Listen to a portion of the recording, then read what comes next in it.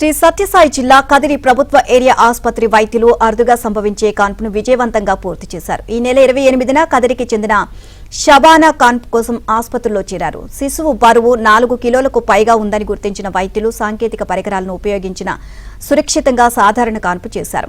ఇక doctor Rishitha, doctor Pratyusha నర్సులు 3 గంటలు శ్రమించి సాధారణ కాన్పు చేశారు.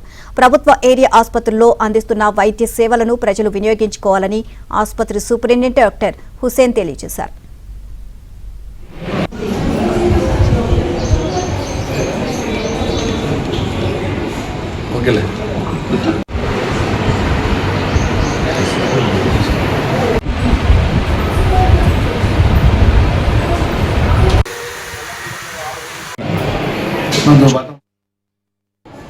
అవుట్లెట్ ఫోర్సెప్స్ అనే ఒక పరికరం ఉంటుంది.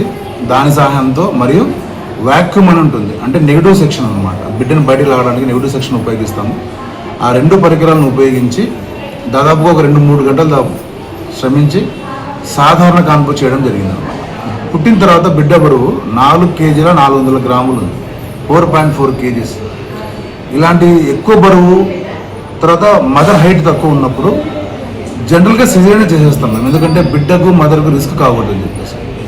కానీ డాక్టర్ రిషిత గారు మరియు ప్రత్యూష వీళ్ళంతా టీం అంతా కలిసి సాధారణ కాన్పే చేశాం కదిరి గవర్నమెంట్ హాస్పిటల్లో. ఇది చాలా అరుదుగా జరుగుతూ ఉంటుంది. వాతావరణం कैसे देखें कैसे देखें हाई वैसे बोला